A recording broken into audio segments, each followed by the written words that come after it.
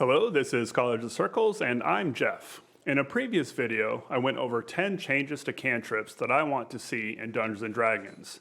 And now I return with first level spells that need some revisions. The revisions I propose have two goals. First, to create more distinction between classes, and second, to rebalance spells. This rebalance is not intended to nerf players, as I, as a GM, can always adjust difficulty of encounters on my end, but rather to ensure that every spell has a real purpose in the game, and that choosing spells is less about solving a math problem to find the most powerful spell, and more about finding the best spells to represent your character.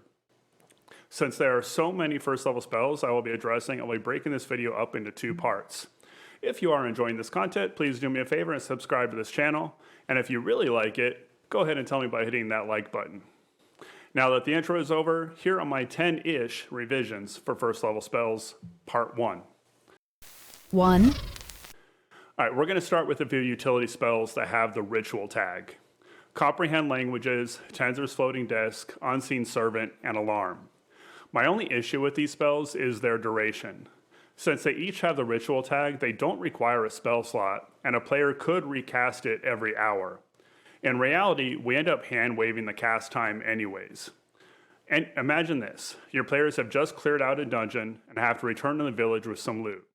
It's too heavy to carry, so the wizard casts Floating Disk, and the players pile their booty onto it. The village is an 8-hour walk away, so the wizard declares he will recast the spell as a ritual every hour. The GM says, fine, maybe rolls a random counter, and the players make it to the village. Or the players are exploring a tomb, come across a tome in an ancient language, the bard casts Comprehend Languages, reads it, and at some point in the future, they come across another tome. Is Comprehend Languages still active? Who knows? So the GM says he thinks it's been just over an hour, so the bard says, I'll recast as a ritual. These short duration ritual spells create an unnecessary bookkeeping overhead that just gets ignored anyway, so let's extend them. All of these spells should have a duration of 12 hours. Alarm already has a duration of 8 hours, but that has a clunky interface with nighttime, darkness, and long rest, so we're just going to make it 12. While we're at it, we're going to extend Snare to 12 hours as well. It won't really impact the game other than to eliminate imagining stopping every hour to recast a spell. Tenzor's Floating Disk, however, will need one modification in that it will float 1 foot above the ground. This prevents players from hiding under the disc, thereby creating a permanent floating shield from projectiles. 2. Up next, we have two very similar spells, Hunter's Mark and Hex. Both spells cost a bonus action, concentration, last for 1 hour, and do an additional 1d6 of damage per hit on the targeted creature. Both also allow you to use a subsequent bonus action to select a new target once the initial target is reduced to 0 hit points. Cast at higher levels, they extend the duration to 8 hours for a 3rd or 4th level spell slot, and up to 24 hours for a 5th level slot. These spells do not scale well, and since they require concentration, become obsolete as higher level spells start to come online. The most common fix to this issue is to remove concentration as a requirement, but that is not the direction I'm going.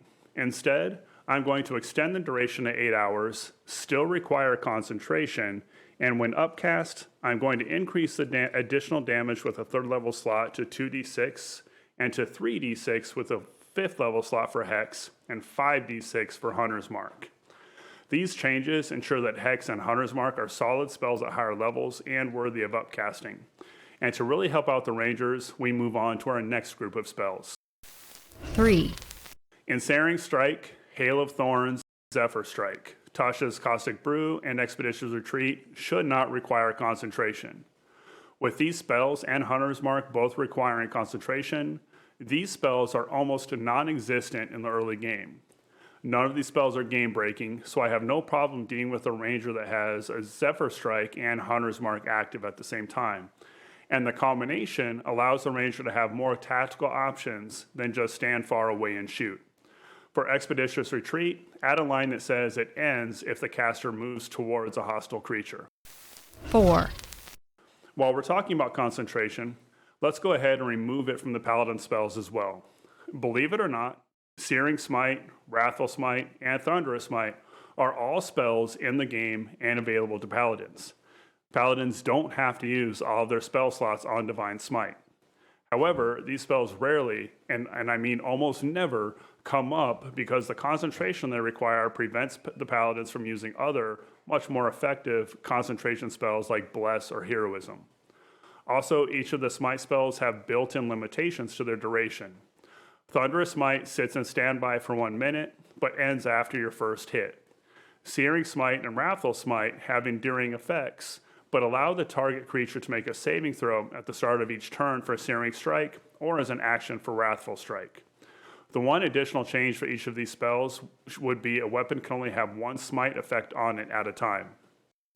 5, Another spell available to Paladins, as well as Clerics, Warlocks, and Wizards, is Protection from Good and Evil.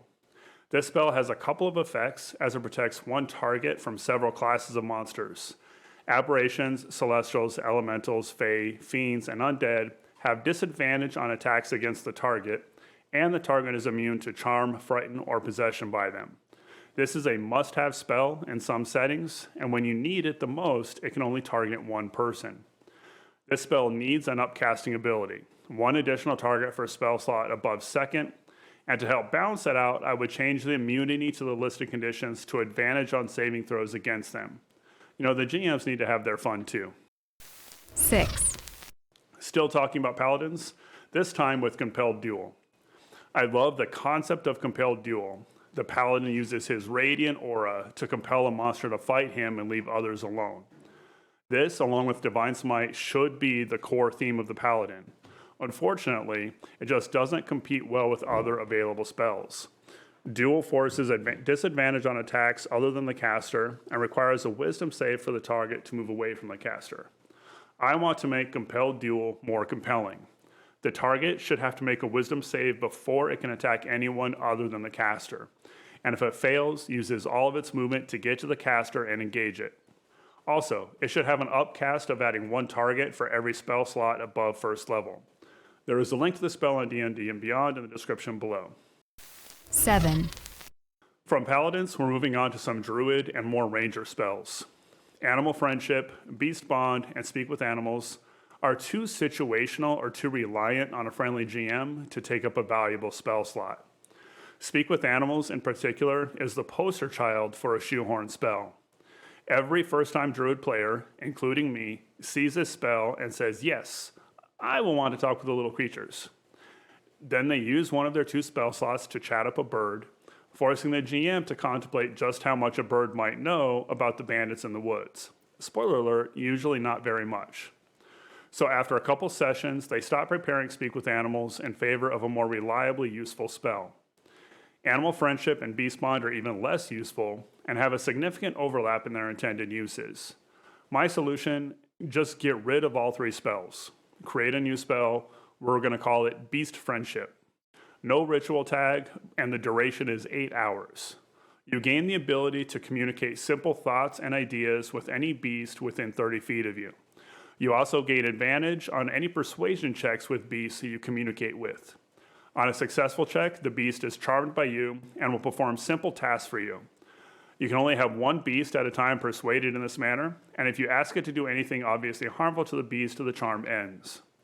If the beast feels threatened by the caster's enemy, it has advantage on any attacks it makes defending itself. I believe this gets at the fantasy players have when they play a hippie, druid, or ranger, and is a much more useful spell than any of the options it replaces. 8, There is one spell that I always have a hard time wrapping my head around, and it breaks my verisimilitude. That spell is Goodberry. The idea that one sprig of mistletoe creates enough food for 10 creatures of any size for a full day blows my mind. The entire D&D world should be druids and rangers growing mistletoe and feeding everyone. And what happens if you eat 10 good berries, or 20? I once created an encounter around a hag that was kidnapping children and forcing them to eat piles of good berries to fatten them up. The solution is simple. Remove any reference to nourishment. Most games don't care about food and water, and if they do, they end up having to ban the spell anyways. The 10 hit points of healing is already enough to make this a worthwhile spell. Feeding someone an entire day is just unnecessary. 9, From a potentially game-breaking spell to a generally underperforming spell, we have Longstrider. Available to druids, as well as bards, rangers, wizards, and artificers, Longstrider increases movement speed by 10 feet. My issue is the duration.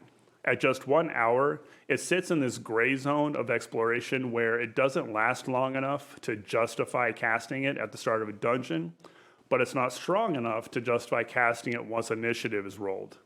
So it just sits there in the player's handbook and rarely gets used in game.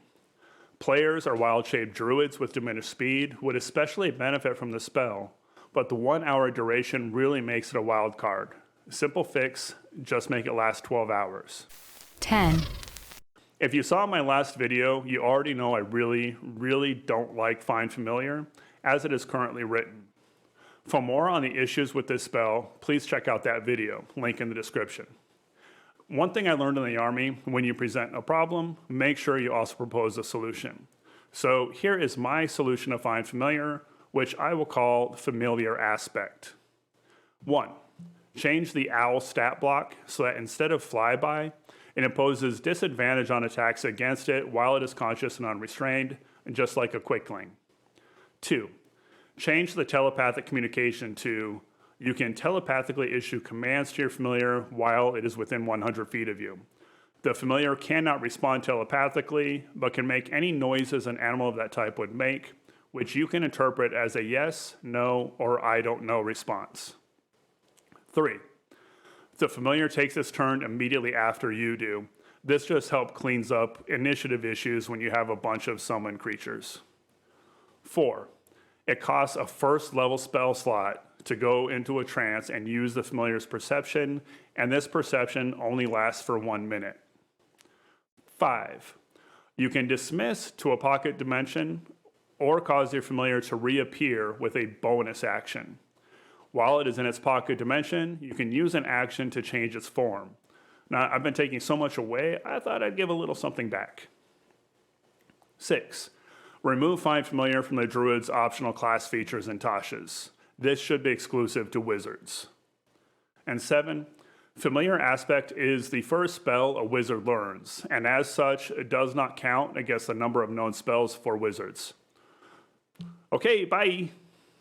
Just kidding. All right, that's a lot to go over for one of the most popular spells in the game. Now remember that my goals for these revisions are twofold. Balance the power between spells so that all of them prevent a viable option, and use spells to establish clear class identities.